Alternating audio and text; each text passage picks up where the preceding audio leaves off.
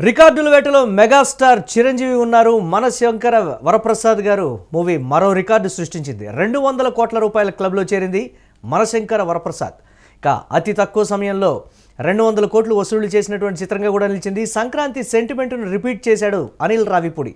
కుటుంబ కథతో ప్రేక్షకులను మెప్పించారు చిరు, వెంకీ, అనిల్. దీనికి సంబంధించి మరిన్ని అప్డేట్స్ కరెస్పాండెంట్ రవీంద్ర అందిస్తారు. రవీందర్, 200 కోట్ల క్లబ్ ఓకే.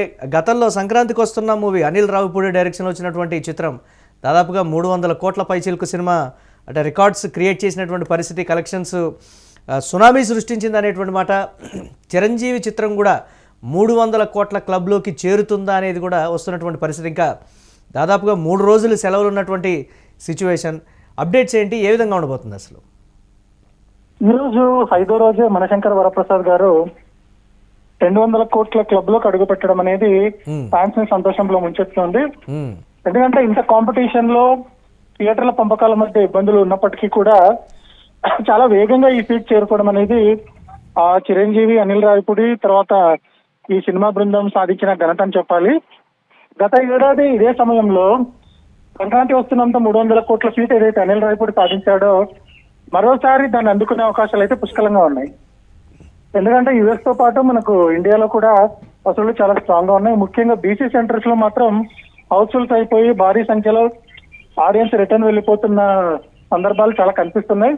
వాటి తాలూకు వీడియోలు కూడా యూట్యూబ్ లో బాగా వైరల్ అవుతున్నాయి. మనకు 3 మిలియన్ కు దగ్గరలో యుఎస్ లో మనకు ఫైనల్ రన్ రావచ్చు అనేది ఒక అంచనా ఉంది. ఇక ఓవరాల్ అంటే ఇండియా వైపు చూసుకుంటే 300 నుంచి 350 మధ్యలో మనకు క్లోజింగ్ ఫిగర్ ఉండొచ్చు అంటున్నారు. కాకపోతే లాంగ్ రన్ బాగా రావచ్చు అని ఒక అంచనా ఉన్న నేపథ్యంలో కనీసం 3 వారాలు కనుక మనశంకర వరప్రసాద్ నిలబడితే సంక్రాంతికి వస్తున్నాం సులభంగా పెద్ద మార్జిన్ తోనే దాటేయచ్చు. అనిల్ రావిపూడి కాన్ఫిడెన్స్ చూస్తుంటే 300 కోట్ల మార్క్ ఈజీగా దాటేటువంటి పరిస్థితులు ఉన్నాయి కదా. ఆయన ప్రెస్ మీట్లో మాట్లాడినటువంటి మాటలు కానీ, లేకపోతే కథ మీద, లేకపోతే సినిమా మీద ఆయనకున్నటువంటి కాన్ఫిడెన్స్ ఏంటి, దాన్ని ఎలా చూడాలంటారు మనం? అనిల్ రావిపూడి కాన్ఫిడెన్స్ లో ఏమాత్రం తప్పు లేదు. ఎందుకంటే కళ్ళ ముందు వసూళ్లు కావచ్చు, థియేటర్ల దగ్గర జనాలు కావచ్చు, దానికి వస్తున్న రెస్పాన్స్, సోషల్ మీడియాలో మనం చూస్తున్న వీడియోలు, రీల్స్, ఇవన్నీ గమనిస్తే రావిపూడి ఆ నమ్మకం పెట్టుకోవడంలో తప్పేమీ లేదు. ఎందుకంటే మనకు 5 రోజులకే 200 కోట్లు వసూలైనప్పుడు ఇంకొక వారం 10 రోజుల్లో ఆ 300 దాటడం అనేది లాంఛనమే. ఎందుకంటే ఇంకా 3 పండగ సెలవులు మనకు మరో 2 రోజులు ఉన్నాయి. తర్వాత కొత్త వీక్ స్టార్ట్ అయ్యాక కూడా టికెట్ రేట్లు కనుక సాధారణ స్థితికి తీసుకొస్తే ఇప్పటిదాకా థియేటర్ కు దూరంగా ఉన్నవాళ్ళు, అంటే ధరలకు భయపడి దూరంగా ఉన్న వాళ్ళు మళ్ళీ థియేటర్లకు వచ్చే అవకాశం ఉంది. అక్కడ నుంచి మనకు కొత్త నంబర్లు అనేవి స్టార్ట్ అవుతాయి. కాకపోతే దాన్ని ఎంత త్వరగా వీళ్ళు తగ్గిస్తారు అనే దాని మీద మనకు నంబర్లు పెరగడం అనేది ఆధారపడి ఉంటుంది. Yes, first day mixed talk వచ్చినప్పటికీ కూడా దీనికి సంబంధించి కథ విషయంలో కావచ్చు కొన్ని ప్లస్లు ఉన్నాయి, కొన్ని మైనస్లు ఉన్నాయి అనేటువంటి మిక్స్డ్ టాక్ ఉన్నప్పటికీ కూడా ఈ స్థాయిలో కలెక్షన్ల వసూళ్లకు సంబంధించి ఇండస్ట్రీలో కూడా ఒకంత డిస్కషన్ అయితే నడుస్తుంది కదా. సంక్రాంతి కాబట్టి ఈ ఫ్లో ఉంది, కానీ నార్మల్గా అయితే ఈ ఫ్లో ఉండేటువంటి అవకాశం లేదనేటువంటి మాటనా, లేకపోతే దాన్ని ఎలా చూడొచ్చు అంటారు? వెంకీ యాడ్ ఆన్ కూడా చాలా వరకు ప్లస్ అయింది అనేటువంటి సిచ్యువేషన్, దీన్ని ఎలా చూడాలంటారు? అంటే కంటెంట్ మీద మిక్స్డ్ ఒపీనియన్స్ ఉన్నమాట వాస్తవమే. ఎందుకంటే అది మనకు ప్రతి సినిమాకు మనం గమనించవచ్చు. RRR వచ్చినప్పుడు కూడా మనకు రాజమౌళి బాహుబలి స్థాయిలోనో లేకపోతే ఇంకో స్థాయిలోనో తీయలేదు, కొంచెం బ్యాలెన్స్ తక్కువగా ఉంది అనే కామెంట్స్ వినిపించాయి. అంటే ఇక్కడ సీజన్ అడ్వాంటేజ్ అనేది ఖచ్చితంగా ఇలాంటి సినిమాలకు ఉపయోగపడుతుంది. కానీ మిగిలిన రోజుల్లో వచ్చి ఉంటే ఆ ఫ్లాప్ అయ్యేదేనో, యావరేజ్ అయ్యేదేనో అనే కామెంట్ ను కూడా మనం తీసుకోలేము. ఎందుకంటే వరప్రసాద్ లో మనకు మెయిన్ గా వర్కౌట్ అయ్యింది చిరంజీవిని గత 10 సంవత్సరాల్లో ఎవరు చూపించినంత కామిక్ టైమింగ్ లో అనిల్ రావిపూడి ఆవిష్కరించడం. కథాపరంగా చాలా లోపాలు ఉన్నాయి, లాజిక్స్ కి దూరంగా మనకు స్క్రీన్ ప్లే నడుస్తుంది. ఏంటి ఇలా అంటే ఒక ఇంటెలిజెన్స్ సెక్యూరిటీ ఆఫీసర్ ఇలా కూడా ప్రవర్తిస్తాడా అనే డౌట్లు వచ్చేలాగా చాలా చేశారు రావిపూడి. కానీ ఇవన్నీ కూడా మనం చిరంజీవి లాగా ఏదైతే ఉందో ఈ లోపాలన్నీ కూడా కవర్ అయిపోయాయి. సీజన్ అనేది మనకు ఒక అడ్వాంటేజ్ అవుతుంది, కానీ కేవలం దానివల్లే 100 కోట్లు 150 కోట్లు ఎక్కువ వస్తాయని చెప్పడానికి లేదు. ఎందుకంటే ఇది ఇంకో టైంలో వచ్చినా కూడా మనకు ఒక 20-30 కోట్లు అటు ఇటుగా అయ్యిండేది, కానీ ఖచ్చితంగా విజయం అయితే దక్కిండేది. అంటే సంక్రాంతి వస్తున్నాం సినిమాని మించి వసూళ్ళు అనేవి వస్తాయంటారా ఫైనల్గా? ఫైనల్ గా వచ్చే అవకాశం అయితే చాలా ఉంది. ఎందుకంటే మనకు ఇందాక మీరు అన్నట్లు వెంకటేష్ క్యామియో ఒకటి ఫ్యామిలీ ఆడియన్స్ ను ఎక్కువగా పుల్ చేయడానికి దోహదం చేస్తోంది. ప్లస్ పాటలు కావచ్చు, ఇందులో ఉన్న ఎంటర్టైన్మెంట్ ఫ్యాక్టర్. మన కాంపిటీషన్ లో ప్రధానంగా మనశంకర వరప్రసాద్ ముందు నుంచి భావించింది రాజాసాబ్, కానీ అది డిజాస్టర్ కావడం వల్ల ఆడియన్స్ అందరూ కూడా దీని వైపు టర్న్ అయిపోయారు. ఆ టర్న్ అవ్వడం అనేది మనకు పెద్ద సంఖ్యలో కలెక్షన్లుగా మారడం వల్ల ఇప్పుడు సంక్రాంతికి వస్తున్నాం దాటడానికి అవకాశాలు అయితే పుష్కలంగా ఉన్నాయి. రాజాసాబ్ అంశాన్ని పక్కన పెడితే మిగతా 3 చిత్రాలు మనశంకర వరప్రసాద్కి అంత టఫ్ ఫైట్ ఇవ్వలేకపోయాయి కాబట్టి ఈ స్థాయి వసూళ్లు అనేటువంటి మాట ఆ కోణంలో చూడొచ్చంటారా?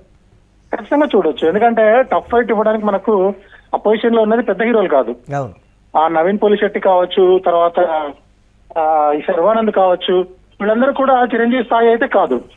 ఒకవేళ రవితేజన్ మనం తీసుకున్నా కూడా భర్తమాషేలకు విజ్ఞప్తి అనేది వీటితో పోల్చుకుంటే, అంటే మిగిలిన 4 సినిమాలతో పోల్చుకుంటే కంటెంట్ పరంగా అది కొంచెం తక్కువ స్థాయిలో ఉంది కాబట్టి అది కూడా పోటీ ఇవ్వలేకపోయింది.